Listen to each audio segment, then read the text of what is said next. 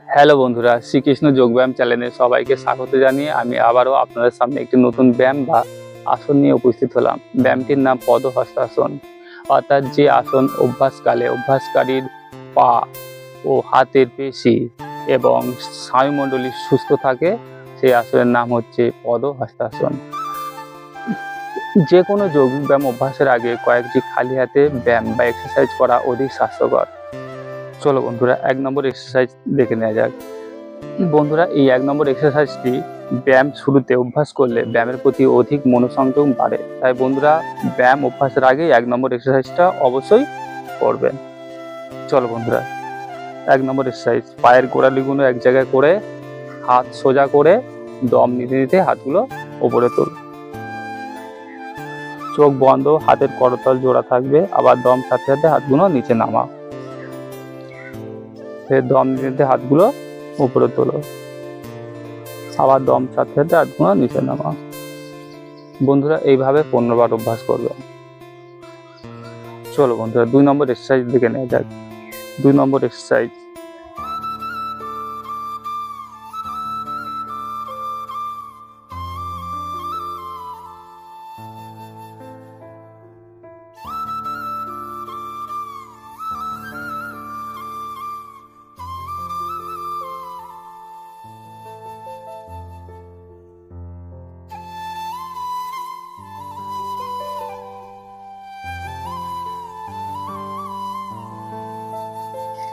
বন্ধুরা এইভাবে 15 বার অভ্যাস করবেন। চলো বন্ধুরা, ব্যায়ামটি কিভাবে করতে হয় তা আপনার সামনে উপস্থাপনা করি। বন্ধুরা, প্রথমে মেরুদণ্ড সোজা রেখে হাত সোজা রেখে বুক চিতিয়ে টান টান হয়ে দাঁড়াও। এইবারে দম নিতে নিতে হাতগুলো মাথার উপরে তোলো। এইবারে দম ছাড়তে ছাড়তে বন্ধুরা কোমর থেকে উপরের অংশটা আস্তে আস্তে নিচে নামাও।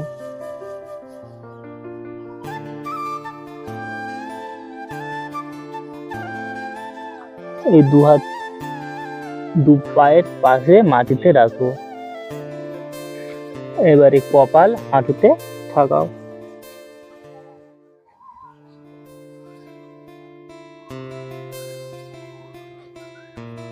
বন্ধুরা, এই অবস্থানকালে শ্বাস প্রশ্বাস স্বাভাবিক থাকবে।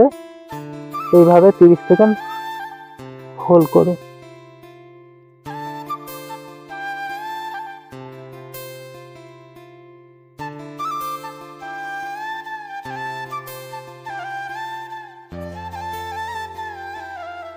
বন্ধুরা, এইভাবে 30 সেকেন্ড হোল্ড করার পর 10 সেকেন্ড শবাসন অভ্যাস করবেন।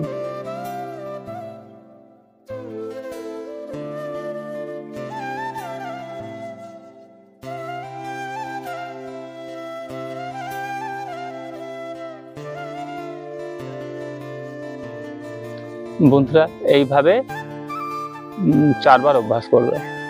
চলো বন্ধুরা, এই ব্যায়ামটি অভ্যাস করার ফলে কি কি উপকার পাওয়া যায় তা দেখে নেওয়া যাক।